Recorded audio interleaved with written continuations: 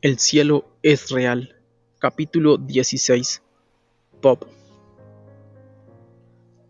Un soleado día de agosto, Colton, a la sazón de 4 años, se acomodó de un salto en el asiento del acompañante de mi camioneta roja y juntos emprendimos camino hacia Benkelman. Tenía que ir allí para cotizar un trabajo y decidí llevarlo conmigo. Él no estaba muy interesado en la instalación de portones de garaje industriales, pero le encantaba subirse a mi pequeña Chevy Diesel porque, a diferencia de la expedición donde tenía una visión limitada en el asiento trasero, en la Chevy su asiento de seguridad quedaba más alto y podía verlo todo. Benkelman es un pueblito agrícola a unos 60 kilómetros al sur de Imperial, fundado en 1887. Está en franca declinación como muchas otras comunidades rurales de Nebraska. La tecnología poco a poco se va quedando con los trabajos agrícolas de la población y las personas deben mudarse a ciudades más grandes en busca de empleo. Atravesamos las plantas familiares de fertilizantes y procesamiento de patatas que se elevan en el extremo este de Imperial y doblamos al sur en dirección al lago Enders. Dejamos atrás el campo municipal de golf salpicado de cedros que se extendía a nuestra izquierda y mientras pasábamos junto a una represa de concreto nos encontramos con los destellos del lago abajo a la derecha. Colton miró hacia el lago y descubrió una lancha que remolcaba a un esquiador en su espumosa estela. Cruzamos la represa, nos adentramos en el valle y subimos a la autopista de 2 carriles que va hacia el sur. Ahora nos rodeaban hectáreas de tierras agrícolas, interrumpidas aquí y allá por franjas de asfalto, con plantas de maíz de casi 2 metros de altura de un verde brillante que contrastaba con el azul del cielo. De repente, Colton interrumpió el silencio. Papá, tu abuelo se llama Bob, ¿no? Así es, le dije. Falleció cuando yo tenía más o menos la misma edad que tú tienes ahora. ¿Él era el papá de tu mamá o el papá de tu papá? Bob era el papá de mi mamá. Colton sonrió. Es un señor muy bueno. Casi me salgo del camino y voy a parar en el maíz. Es una locura cuando tu hijo usa el tiempo presente para referirse a alguien que murió en cuarto de siglo antes de su nacimiento. Aún así intenté mantener la calma. ¿De modo que viste a Bob?, comenté. Sí, me quedé con él cuando estuve en el cielo. ¿Tenías una relación muy cercana con él, papá? Sí. Eso fue todo lo que pude responder. La cabeza me daba vueltas. Colton acababa de introducir un tema nuevo. Las personas que perdiste y que luego reencontrarás en el cielo puede parecer una locura, pero con toda nuestra conversación sobre Jesús, los ángeles y los caballos, nunca se me había ocurrido preguntarle si se había encontrado con alguien que yo pudiera conocer. De cualquier modo, ¿por qué habría de ocurrírseme esa pregunta? No habíamos perdido a ningún pariente o amigo desde el nacimiento de Colton, por lo que, según mis cálculos, no debía de haber nadie conocido para él allí. Ahora esto, debo de haber conducido otros 15 kilómetros en dirección a Beckenbach, mientras se me cruzaban toda clase de pensamientos por la cabeza. Pronto los campos de maíz comenzaron a intercalarse con cuadrados perfectos de rastrojo quemado por el sol, que era lo que quedaba de los campos de trigo después de la cosecha. No quería volver a cometer el mismo error de meterle ideas en la cabeza a Colton como eso de que hay que estar muerto para poder ir al cielo. No quería que me diera información complaciente, quería saber la verdad. A la izquierda, a unos 400 metros del camino, se erigía el campanario blanco de una iglesia. Parecía surgir del maíz. Se trataba de la iglesia luterana del St. Paul, construida en 1918. Me pregunté qué pensarían los miembros de ese antiguo hito local de las cosas que nuestro pequeño nos había estado diciendo. Finalmente, cuando entramos en el condado de Dundee, estuve listo para comenzar a hacerle algunas preguntas abiertas. Oye, Colton, comencé. Al oírme, abandonó la ventana por la que venía observando a un faisán que avanzaba paralelo a nosotros entre los campos de maíz y se dio la vuelta hacia mí. ¿Qué? ¿Cómo lucía Bob? En su rostro se dibujó una gran sonrisa.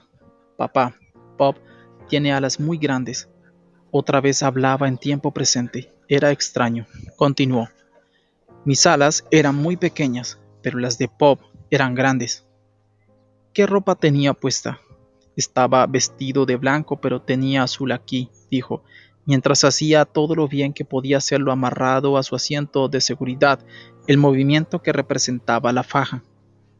Desvié la camioneta hacia el costado para esquivar una escalera de mano que alguien había perdido en medio del camino y regresé al centro del carril. ¿Y te quedaste con Pop? Colton asintió con la cabeza y me pareció notar un destello en sus ojos. Cuando era pequeño me divertía muchísimo con Pop, le dije. No le conté a Colton la razón por la que pasé tanto tiempo con Pop y la abuela Ellen en su finca de Ulysses, Kansas.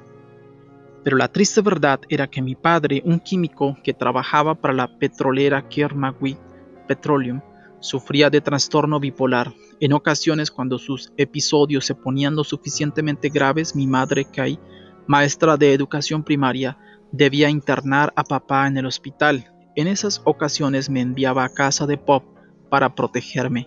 No sabía que lo hacía para alejarme de todo eso, solo sabía que me encantaba recorrer la finca, perseguir gallinas y cazar conejos.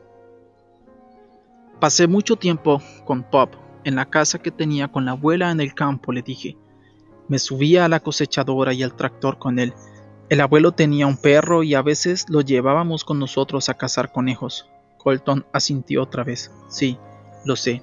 Pop me lo contó.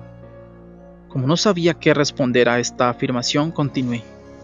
El perro se llamaba Charlie Brown y tenía un ojo azul y otro marrón. Genial, dijo Colton. ¿Podemos tener un perro como ese? Ahogué una risita. Ya veremos.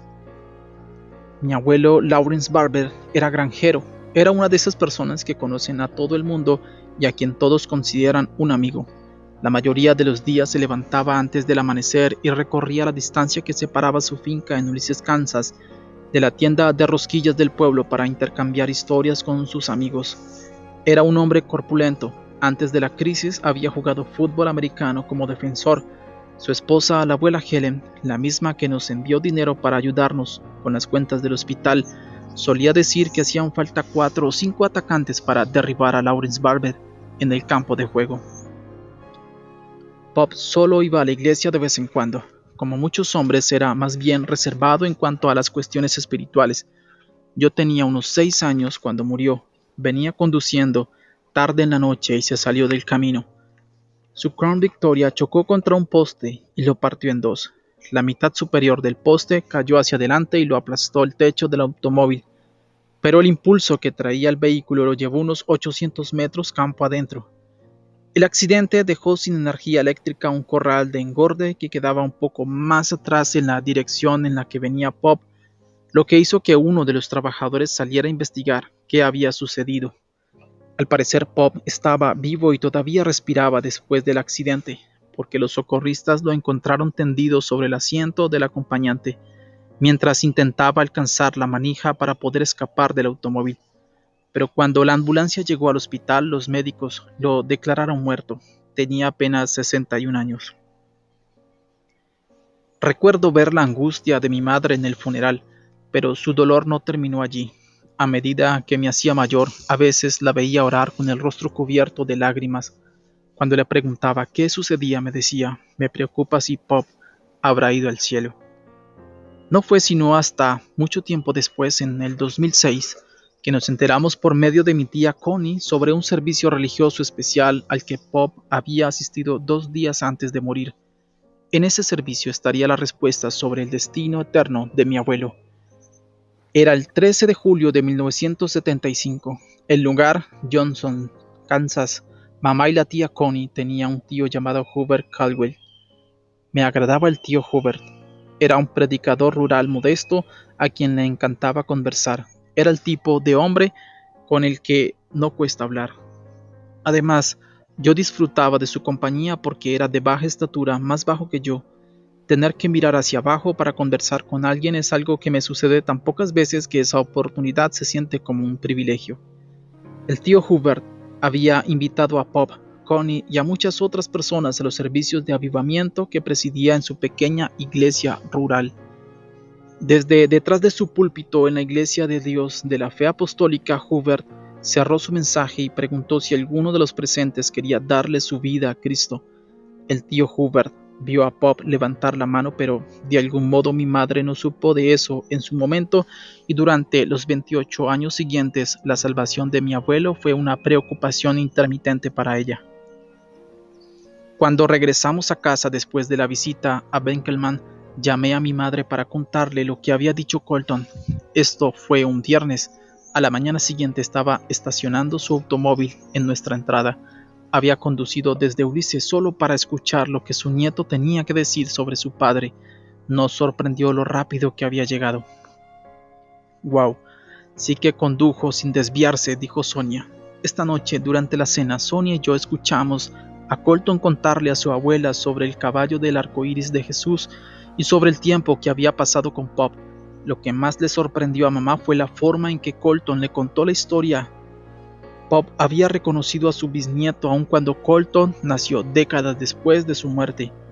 Eso hizo que mamá se preguntara si los que partieron antes que nosotros saben lo que sucede en la tierra o si en el cielo reconoceremos a nuestros seres queridos, incluso aquellos que no llegamos a conocer en vida, mediante alguna forma de conocimiento que no tenemos en la tierra.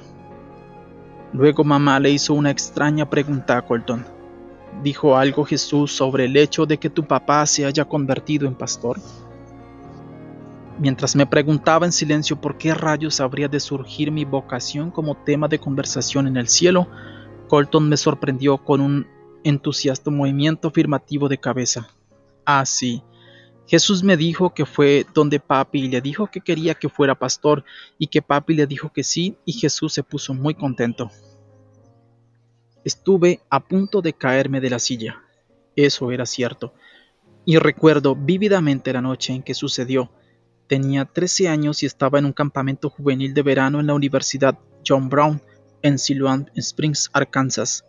En una de las reuniones vespertinas, el reverendo Orville Butcher habló sobre cómo llama a Dios a las personas a servirlo y las utiliza para que realicen en el mundo su trabajo divino.